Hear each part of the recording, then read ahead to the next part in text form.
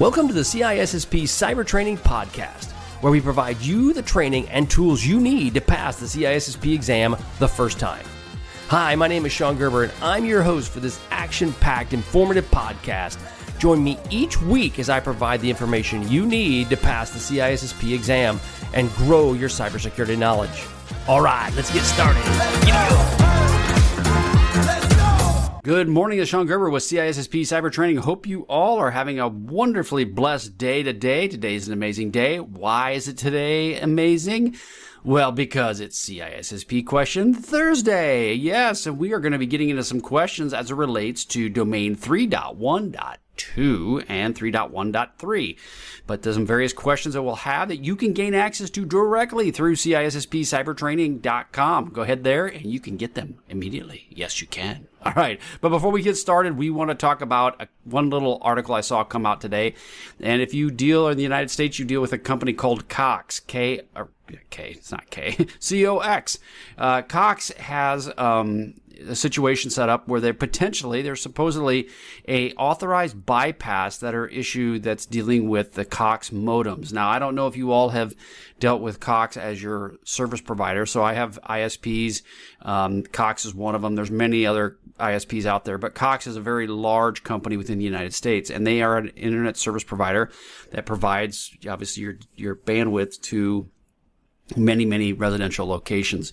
Well, supposedly there is a potential challenge with the Cox modems that could be abused, and it could provide unauthorized access to devices to run malicious commands.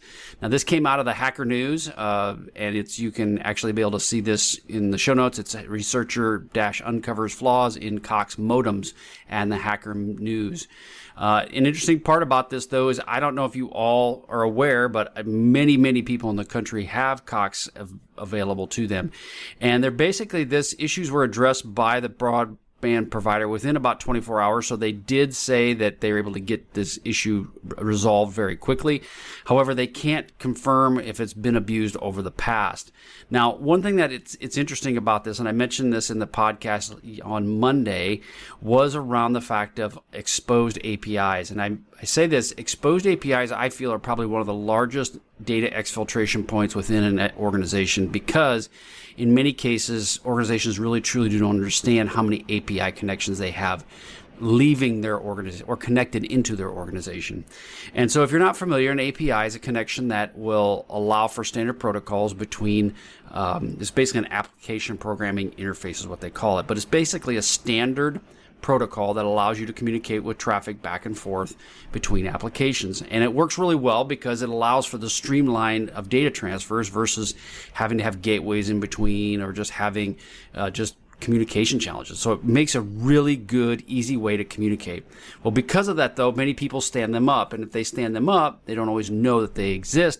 And so there was a situation where supposedly some external APIs were set up or with these Cox systems. Now, again, no one can guarantee that or can say that this was actually manipulated by people. But the interesting part is that this is a lot of different organizations that have Cox, as well as a lot of homeowners that have it. So I will say that I've never been real impressed with the Cox modems as themselves.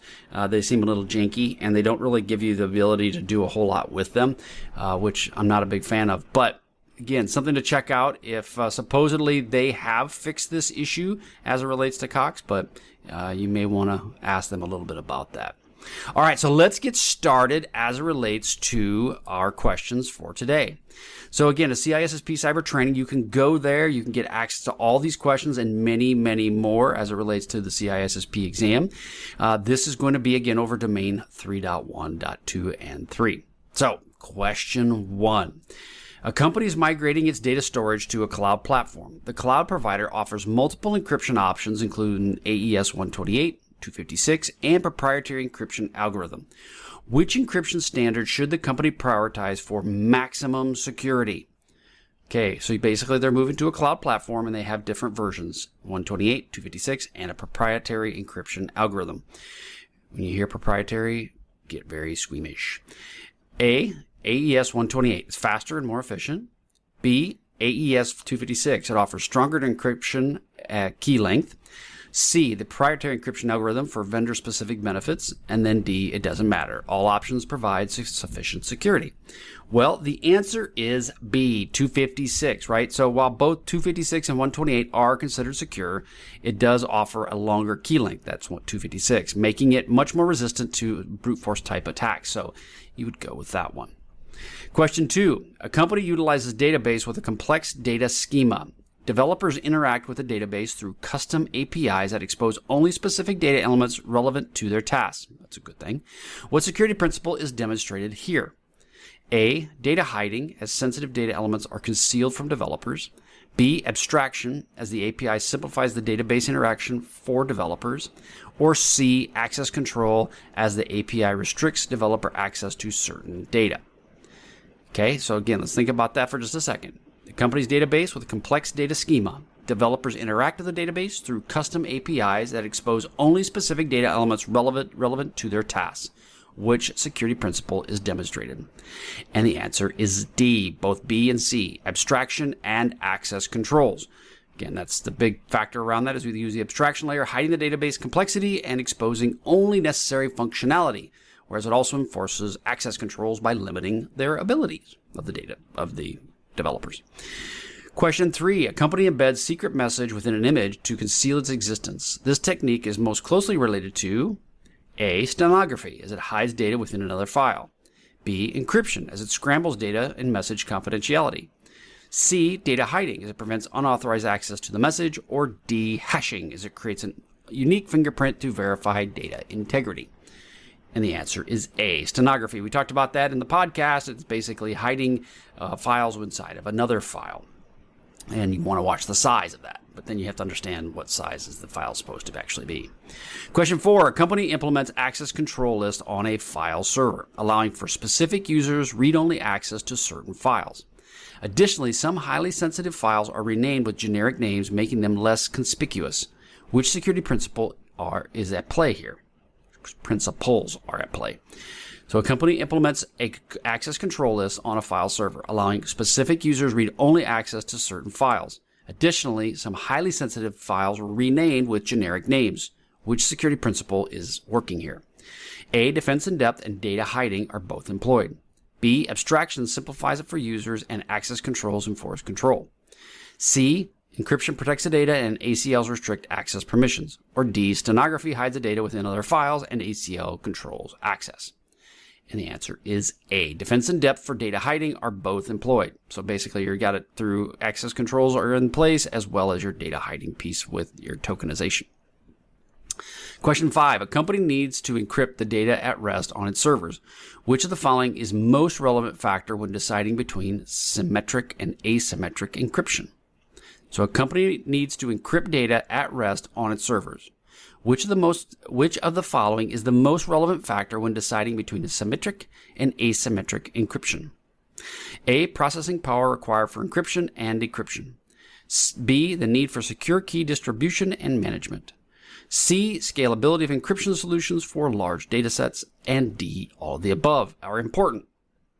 And the most relevant factor is D. All of the above are important, both processing power, secure key distribution, and scalability of the encryption solution. Question 6. A company implements a new operating system with pre-configured settings that disable unnecessary services and enforce strong password policies. How does this demonstrate a security principle? Which one is it? A, data hiding, as sensitive information is concealed from users. B, encryption, as data is scrambled for confidentiality. C, data or secure defaults, as the system is pre-configured with a more secure state.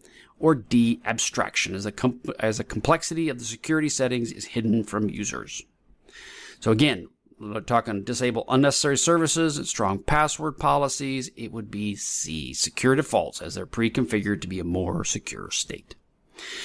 Question 7. A company segments its network, placing the development environment in a separate zone from the production environment. How does this contribute to data hiding? Okay, they segment their network from separate zones in the production environment. How does this contribute to data hiding? A, it hides the data context, making it invisible. B, it restricts access to development data, hindering unauthorized viewing. C, it conceals the existence of development environment altogether, or D, it doesn't directly contribute to data hiding but improves security.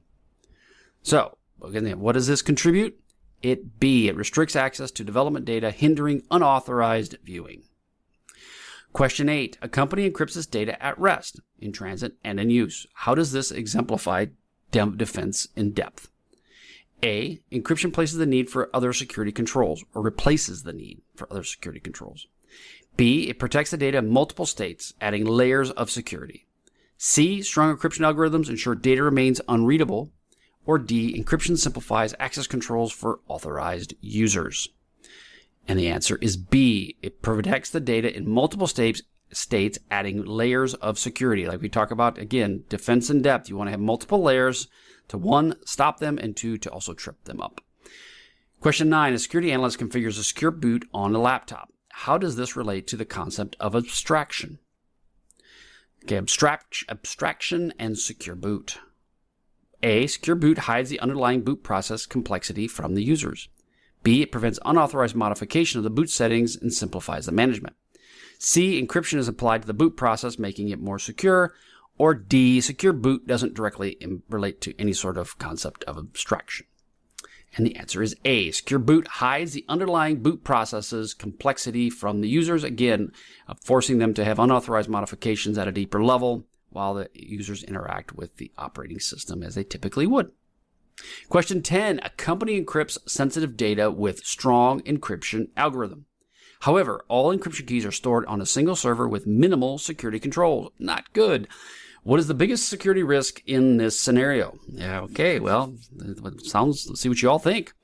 A, the encryption algorithm itself might be weak and easily broken. B, the encryption might be slow in data processes, and which affects access times. C, the lack of access controls on the server storing the encryption keys. Yeah, ding, ding, ding, ding, ding. Or D, the users might not be trained on how to properly use the encryption software. Yeah, that's C. You put all this stuff in one basket and you don't take care of it, you're going to have problems. If that encryption keys are compromised, then it's a jackpot for the bad guys and girls. Question 11. A company uses a hashing algorithm to verify the integrity of downloaded software files. An attacker modifies the software before uploading it. How will this impact the verification process? Okay, they're using a hashing algorithm to verify the integrity of the downloaded software. So integrity of software. Attacker modifies the software before uploading it. How will this impact the verification process? A, the hash value remain unchanged, allowing for compromised software to pass verification. B, the hash value will be different, raising red flags about the file's integrity. C, the encryption would be more effective solution for verifying the software integrity. Or D, hashing only ensures confidentiality, not data integrity. So again, the hashing provides a unique fingerprint. That's the key, right? And the answer is B. Any modification of the data will result in a different hash value. This alerts would be in the case.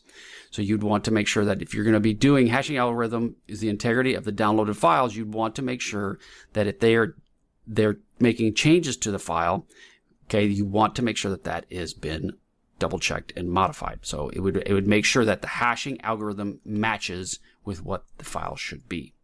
Question 12. A company utilizes a sandbox environment to test untrusted code. How does this approach demonstrate the concept of abstraction? A, sandboxing simplifies the testing process by isolating the code. B, it hides the complexity of the underlying system from the tester. C, sandboxing restricts code access and resources and prevents harm. Are both B and C are correct, which hiding and sandboxing restricts? And the answer is D. Both B and C are correct. It hides the complexity of the underlying system and it restricts the code's access to resources and prevents harm. Question 13. A company implements DLP to prevent unauthorized data exfiltration. How does this relate to the concept of access controls? A, DLP complements the access controls by monitoring the data movement and identifying suspicious activity. B, DLP focuses on data in transit while accessing controls restrict access to data at rest. B, DLP replaces the need for access controls altogether. C, DLP forces the data out encryption, making it invisible for exfiltration attempts. And the answer is A. DLP complements the access controls by monitoring data movements and identifying suspicious activity. Question 14. The security team monitors various security metrics such as firewall logs and intrusion detection alerts. How does this contribute to the defense in depth? Again, they monitor various things, and how does this contribute to defense in depth? A. Security metrics provide a clear picture of the overall security posture. B. Monitoring allows for early detection and potential security incidents. C. Analyzing metrics helps identify weaknesses in existing security controls. D. All of the above contribute to defense in depth. And the answer is all of the above, right? Security metrics, monitoring, and analyzing them all help around defense in depth. Question 15. A company implements a strict patch management process to ensure all systems are updated with the latest security patches. How does this relate to the concept of secure defaults? Again, they have a strict patch management process. How does this relate to secure defaults? A. Patching vulnerability strengths existing security configurations. C. Secure defaults eliminate the need for regular patching altogether. C. Patching might introduce new vulnerabilities or compatibility issues. Or D. Both A and C are correct. And the answer is D. Both A and C are correct. Patching vulnerabilities strengthens existing security controls, and patching might introduce new vulnerabilities for compatibility issues. So again, those are all situations that they have to work through. Okay, that's all I've got for you today on CISSP Cyber Training. Hope you guys have a wonderful day. Head on over to CISSPcybertraining.com for this video for access to my content. You will love it, guaranteed. I guarantee you. Get on my email list, and we will be getting updates on a regular basis on all great things that are happening at CISSP Cyber Training. Have a wonderful day, everyone, and we will catch you on the flip side. See ya. Hey, thanks again for listening today. It's been my pleasure to prep you for the CISSP exam. Are you interested, though, in some free CISSP exam questions? Head on over to freecissPquestions.com and sign up to join my email list, and you'll receive access for 60 free CISSP questions each and every month for the next 6 months. That's a total of 360 questions just for signing up with CISSP Cyber Training. You'll also gain access to other free CISSP resources, so just head on over to freecissPquestions.com and sign up, or head on over to CISSPcybertraining.com and sign up today. Have a wonderful day, and we will catch you on the flip side. See ya.